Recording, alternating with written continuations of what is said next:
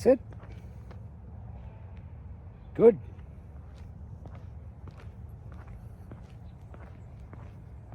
Heel. Good girl. Look at how good you are. Look at what a smart dog. You are so good. You're such a good one. Nope. Good. Very good girl. Down. Good girl. Nope. Good.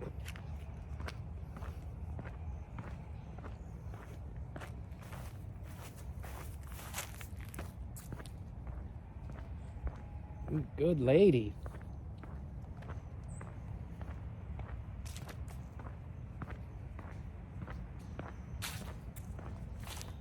Sadie, heel. Good girl. Nope. Heel. Good girl. Good girl. You are such a smart little dog. Yep. Good girl. Good little girl. You good little munchy munch. Look how good you are. Look at what a good one. I think we got a car coming. Nope. Very good. And down.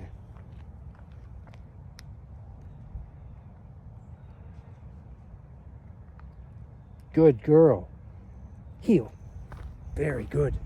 I tapped a couple times on the remote there because she does this thing when she's nervous. I mean, she doesn't like refuse to go down anymore. Look at this. She's afraid of the Halloween thing. Nope. Heel. Good.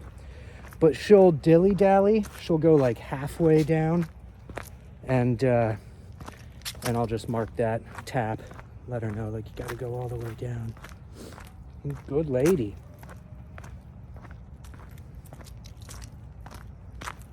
Good girl. Got a car coming. Good girl. Nope. Heel. Good lady. Good girl. Very good, Sadie. Good girl. Good dog. Very good. So one thing about remote collar training, it gives dogs confidence. You know, it kind of seems like it wouldn't. People have the you know, they're like, I'm shocking your dog. I mean, it's not, that's not what we're doing here. When a dog is off leash and it learns and it catches the snap, it starts building some confidence. I'm gonna do a turn here. Yep. Good girl. There's a big truck up there. Nope. Good girl. Here we go. Big moving truck up here with some music being played and some people out and about. So I'm going to see how this goes. I'm going to put the phone down though so I can have both of my hands just in case I need them. Look how good. Yes. Good. Nope. Down. Down. Good girl. Good girl. That is really something. We just walked by right past those bikes and she kept her heel.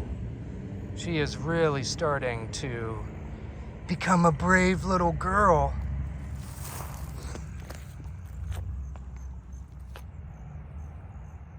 It's a good one. There's this concept in dog training called flooding, where you take a dog like this, that's like, no, no, no, down, down. Good girl. Had to grab my remote. It sucks. I wish I had 3 hands. But you take a dog like this, who's like easily, you know, scared by loud noises and moving things and stuff. You get her till she's about this point, to where she can hold some positions, she can walk past some scary stuff and not completely fall apart on you. And then you put the leash back on them and you take them into an area like a no. No. Good girl. Every time I need to reach for my remote, I gotta switch hands. Here's a car right here coming up. Good girl. Good girl. Good girl. You are such a brave little hunsie. Yes, you are.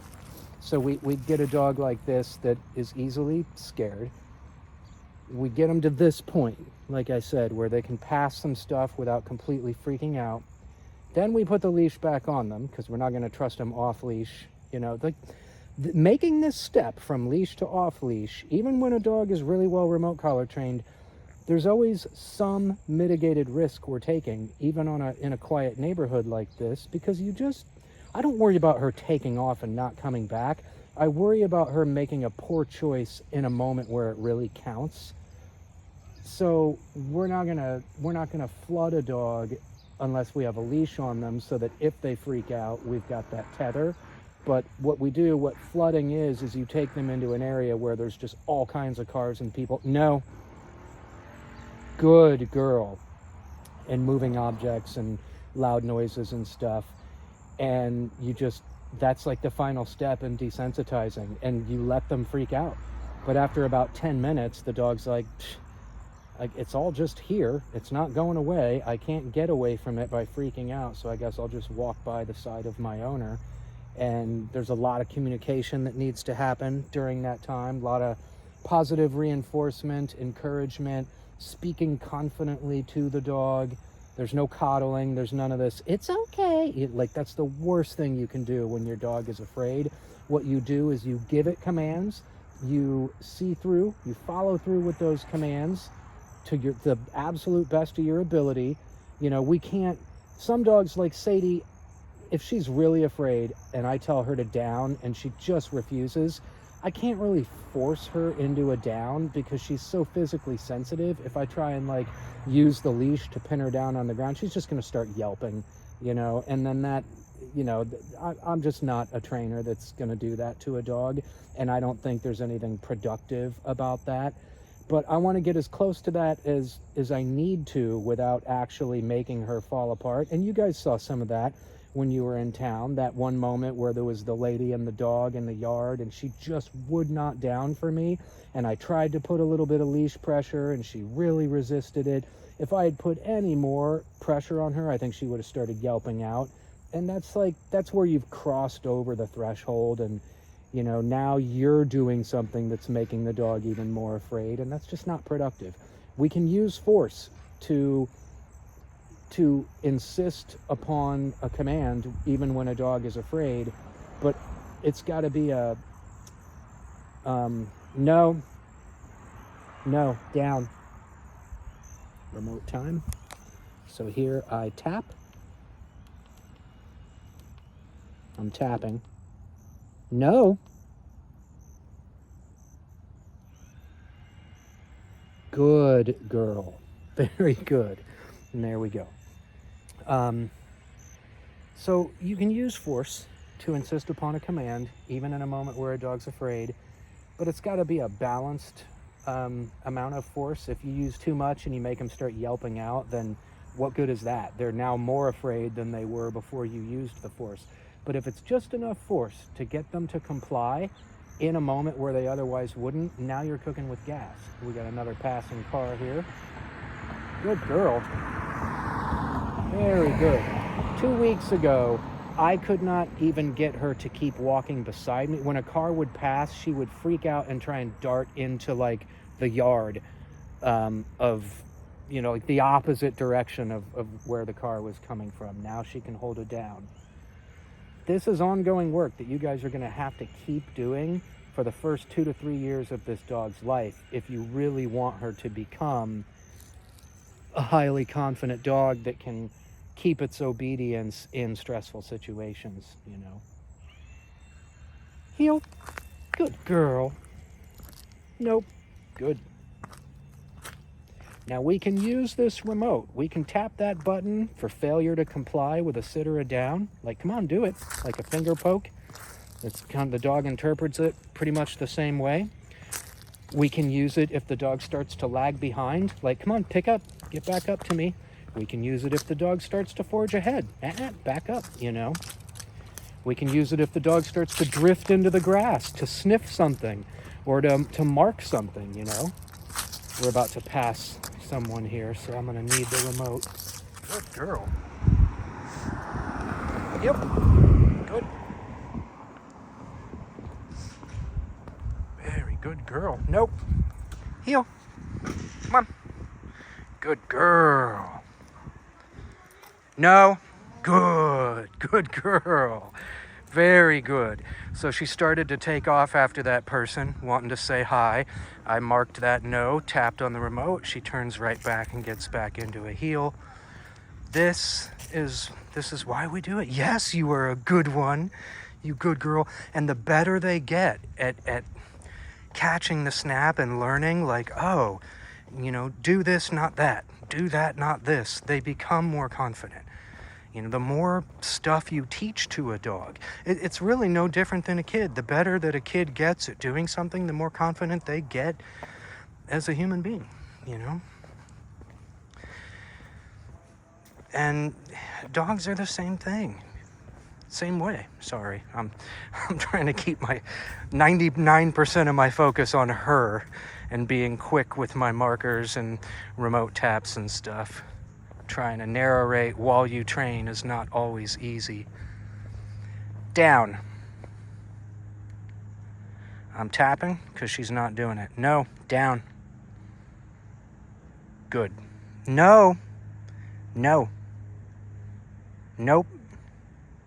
Good. And all this is, this hesitation that we don't see while we're training inside, it's just because she's distracted, because she's fearful. There's all this stimuli. She's like, yeah, I don't know. Down is like a vulnerable position to be in. So she starts to sink into it and then comes back up a little. And when I get some of that, it's like, no, tap, tap, lay down. I started off the walk on a 4 or a 5, but I've cranked up just a little because she kind of started ignoring it. So, good girl. Very good. You are a good dog. Okay, heel. Very good. Very good. Yep. Got a car coming again.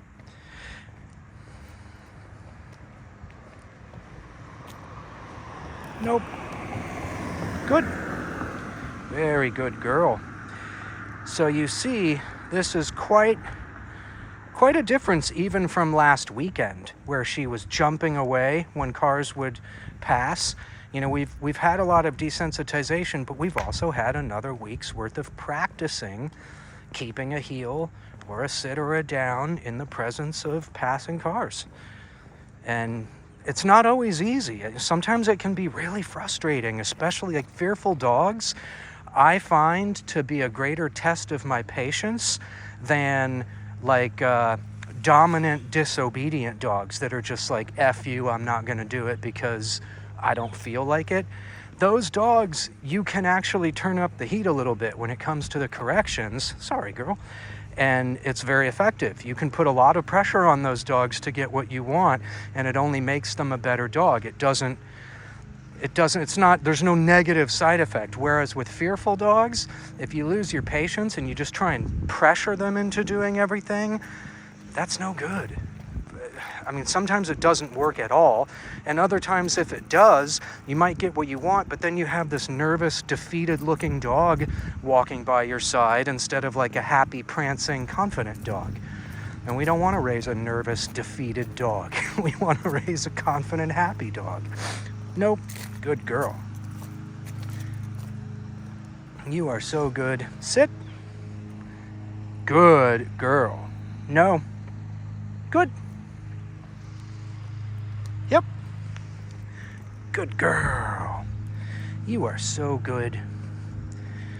Sadie, down. Good girl. Now, all this positioning I don't like, the way she keeps swinging her butt out to the side, downing facing me. I want her to down facing the direction we're going in, but we fight these battles one at a time. We'll get there, you know. Right now, I'm just thrilled, nope, that she's downing without me having to tell her 5 times and like pull on the leash and bribe her with treats and stuff like that. So good stuff. Nope. Down. No. Good girl. Down. Sink into it, baby girl. Okay, heel. Good girl. Very good. You are a good one. The way we kind of fix that positioning over time is by going back to the treat bag. You know, like once she kind of gets over a little bit more of this nervousness, and I've done some flooding, I've taken her into some crazy areas and just allowed her to freak out, and then she has her freak out, realizes there's nothing to be freaking out about, and then we're able to do a little obedience. You know, at that point I start really shaping and polishing and fine-tuning everything. And, you know, we're getting down to the wire here. We only have 2 more weeks. So, and every dog moves at their own pace. And again, with fearful dogs, we can't force them to get better at this stuff. They have to move at their own pace. All we can do is everything that we can to help them move as fast as they're able to. But, you know, the final instructions that I give to you guys is going to largely depend on where she's at in another 2 weeks.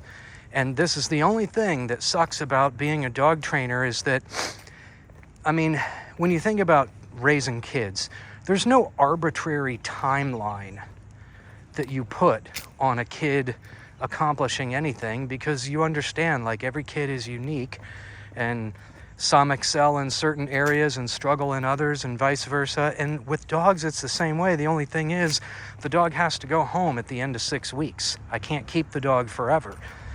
And so, let's see this car here. Good girl. Very good, Sadie. Look at how brave. Look at how brave you are. Heel. Good girl.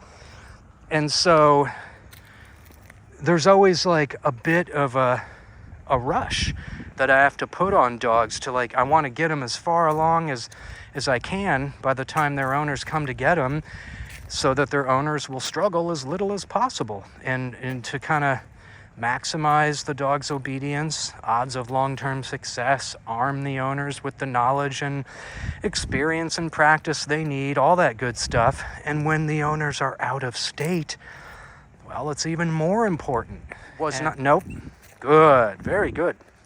I'm gonna dial down just a little. She kind of winced a little at that tap. So I'm gonna go from a 9 to a 6. And I'm still kind of dealing with, you know, I don't know if she's ignoring the signal because she's a little worked up, and now she calmed down, so she interpreted it as being a little bit more intense, or if she's not getting the signal every time I tap because of how thick her fur is. And that's a struggle that we have with long-haired dogs. That's why I was really hoping to get her shaved, but we work with what we've got. Yep. You're a good girl. You are a good little lady. Yes, you are. Look at how good you are. Got a car coming behind us here.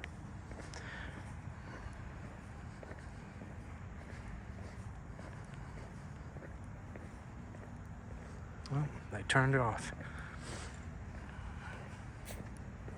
Your dog is so good on the leash. She's getting there. There is no leash. Oh my gosh. Nope, heel. Good girl. Good girl. Careful on this crazy Nope. street, though. Oh yeah, always. Way too fast. Always. Good girl, Sadie. Very good. You sit. Good girl. She said you were doing so good. Heel. Good girl.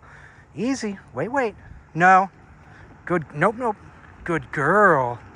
Very good. Very good girl. Good. Nope. Good.